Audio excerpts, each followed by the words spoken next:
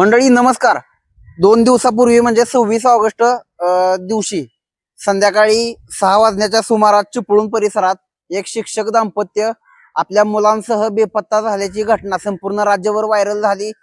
Electronic media असेल, digital media असेल, तर त्याचबरोबर प्रिंट मीडिया असेल आणि मीडियाचे अदर प्लॅटफॉर्म असतील, यावर हा जो विषय आहे तो पूर्ण राज्यभर व्हायरल झाला.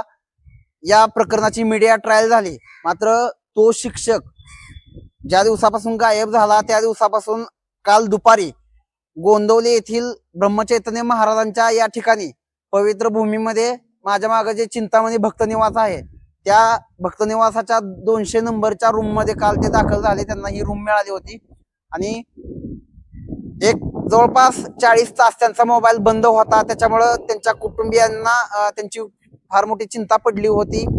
हा एकूणच प्रकार सगळ्यांना चकित करणारा होता. एक शिक्षक कुटुंब कुठं बेपत्ता झालं असा प्रश्न जवळपास सगळ्यांनाच पडला होता आणि त्यामुळंच संपूर्ण राज्यभर आणि शिक्षकांच्या सगळ्या ग्रुपवर हे शिक्षक दाम्पत्य कुठं गायब झालं याचाच विषय चालला होता. आणि काल दुपारी हे शिक्षक कुटुंब या गोंदवलेच्या भक्त निवासामध्ये, चिंतामणी भक्त निवासामध्ये 200 नंबरच्या रूम मध्ये ते दाखल झाले होते.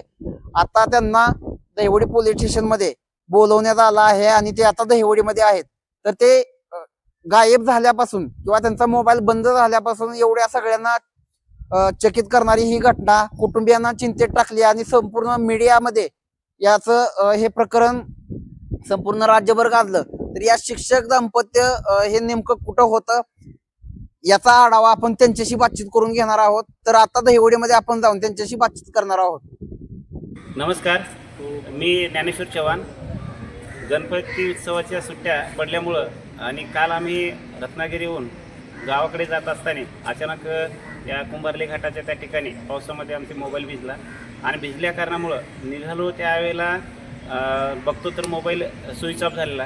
दोन्ही मोबाईल काही ओपन झाले नाही आणि दरम्यानच्या काळात आता काय करावं काय नाही काही समजत नव्हतं. आणि येत असताना रस्त्यामध्ये आम्ही नेहमीप्रमाणे या ठिकाणी गोंदवले एक आमचं एक श्रद्धास्थान आहे, या ठिकाणी आम्ही नेहमी येत असतो.